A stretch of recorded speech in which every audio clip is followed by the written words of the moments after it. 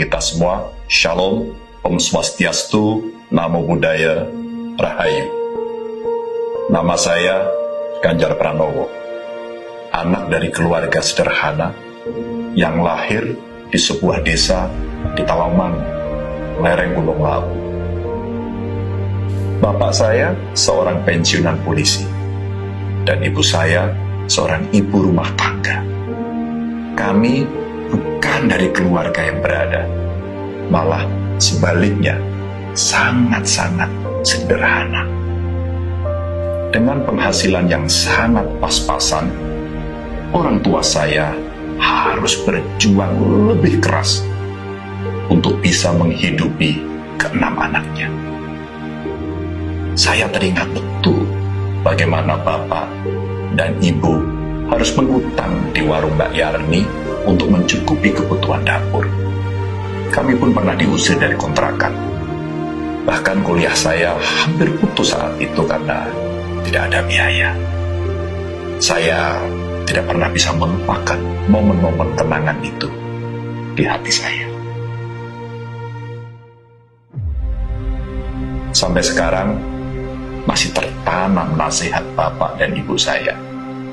Yar, kita ini memang orang kecil, tapi kamu harus punya mimpi besar. Dari dulu saya selalu diajarkan untuk tidak pernah menyerah dalam melewati hidup ini, karena menyerah bukan sebuah pilihan. Sekarang saya justru sangat bersyukur dengan apa yang pernah saya lalui.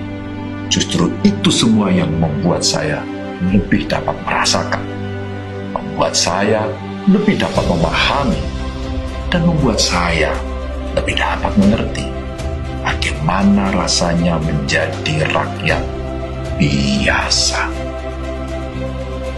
Pengalaman itu juga yang membuat saya selalu bertekad, jangan sampai rakyat kita merasakan dan melewati kesulitan seperti yang saya alami dulu. Jangan sampai.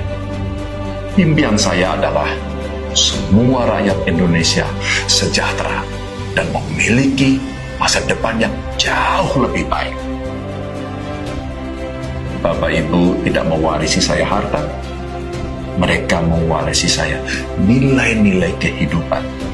Dan ternyata nilai-nilai itu jauh lebih berharga dibanding harta.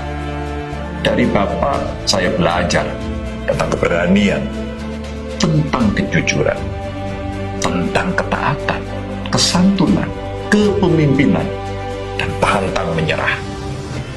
Dari Ibu, saya belajar tentang kasih sayang, tentang kepedulian terhadap sesama, menghargai orang lain, juga tentang ketulusan menjalani kehidupan. Nilai-nilai itulah yang selalu saya bawa kemanapun saya melangkah. Nilai-nilai itu menjadi kompas sekaligus panduan moral saya. Bagaimana saya berucap, bagaimana saya bersikap, bagaimana saya bertindak, dan bagaimana saya memimpin serta mengambil keputusan.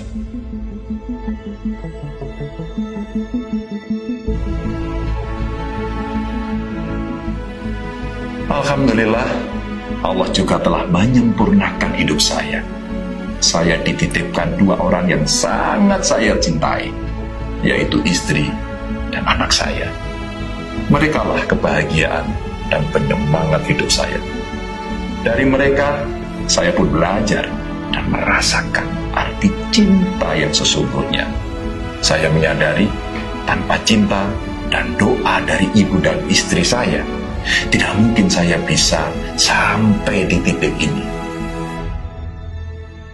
Itulah mengapa kita harus memuliakan perempuan dan membangun bangsa ini, memuliakan seluruh ibu-ibu yang ada di negeri ini. Ingat, kasih sayang dan perjuangan mereka yang tulus dalam membesarkan kita, membesarkan seluruh anak-anak Indonesia, memiliki peranan yang sangat penting. Karena nantinya, anak-anak kita itulah yang akan menjadi penerus bangsa ini. proklamasi kami, bangsa Indonesia, dengan ini menyatakan kemerdekaan Indonesia. Kita semua tahu, para pendiri bangsa ini memiliki cita-cita dan tujuan mulia yang harus terus kita perjuangkan. Tujuan kita bernegara dan merdeka adalah untuk menjadikan bangsa ini sejahtera, damai, adil, makmur, berdaulat, dan dihormati oleh dunia. Demokrasi adalah salah satu cara mewujudkan itu semua melalui kontestasi pemilu. Maka, setiap upaya kita dalam berdemokrasi itu harus selalu mengingat apa sejatinya cita-cita dan tujuan kita bernegara. Marilah kita sama-sama mengadu gagasan, bukan perseteruan. Marilah selalu kita tumbuhkan persatuan, bukan perpecahan. Marilah kita tunjukkan kerukunan, bukan kebencian. Janganlah kita mengorbankan kerukunan, kedamaian, dan persatuan negeri untuk alasan apapun. Jangan pernah. Ini bukan tentang saya. Ini adalah tentang masa depan 278 juta rakyat Indonesia. Mari kita saling bergandengan tangan untuk melanjutkan perjuangan demi Indonesia tercinta. Wassalamualaikum warahmatullahi wabarakatuh.